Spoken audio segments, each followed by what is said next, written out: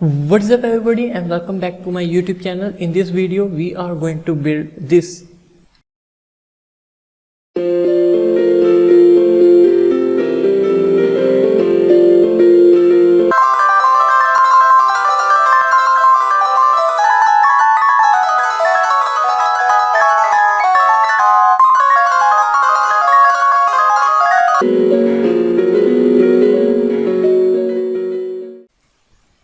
If you want full explanation of this video, you can stay connected, or if you want full code of this video, you can go in the description.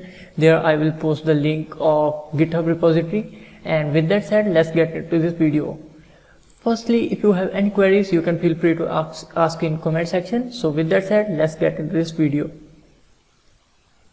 Alright, so for this we are going to use Pillow libraries, computer vision and NumPy, and for sending the input, direct inputs to our operating system, we are going to use PyInput. If you have not installed these any libraries, you can say pip install PyInput, pip install NumPy, and pip install pill.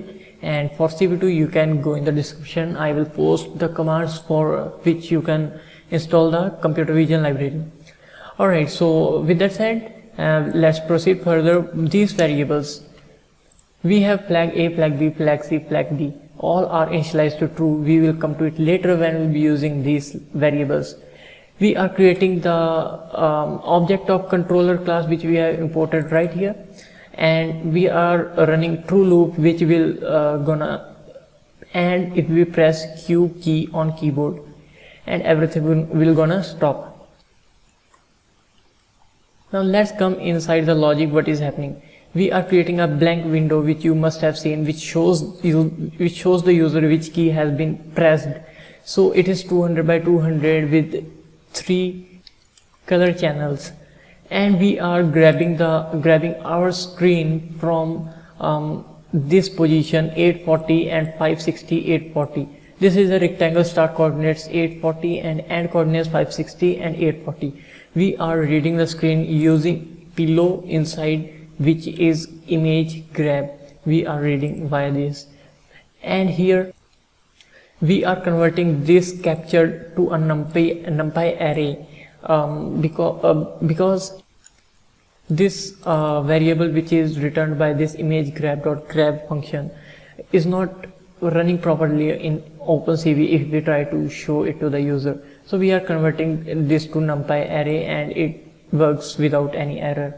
Then we are converting this to grayscale, this captured which we have converted recently to NumPy array quantity. We are converting quantity to the gray, and then we are applying threshold to this gray so that we have just two colors, either 0 or 255, meaning black or white.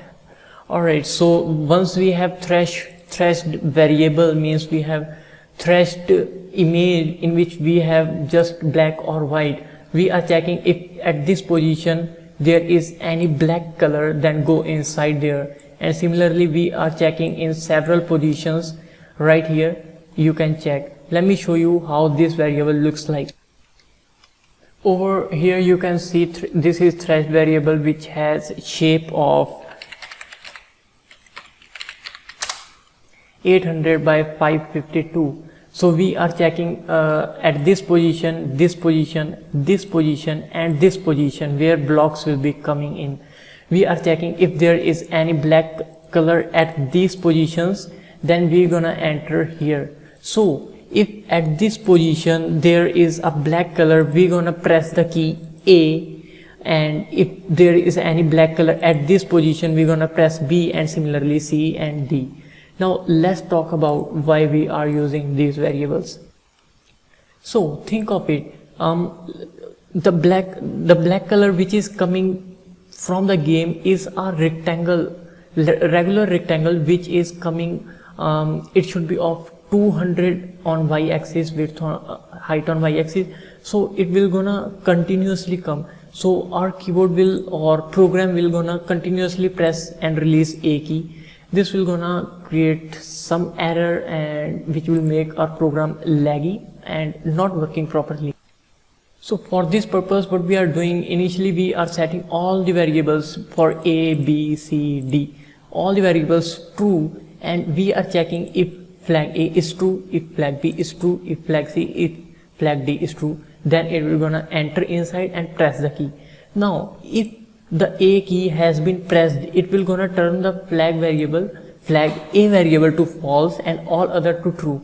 If B has been pressed, B will be false and all other will be true, and similarly so on.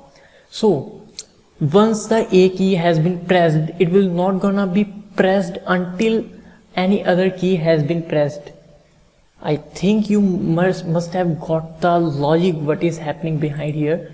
You can replay the video if you are unable to understand, because I think this is a little bit complicated logic, but it is working really fine. And that is it. This is how we are creating our automated piano tiles game. Now make sure we are reading the image from these variables, which is located here and right here. If your window is not at this position of game window, then you must have to change these positions. Make sure. And with that said, I would like to end this video. Please press the like button, subscribe to my channel. Thank you for watching this video.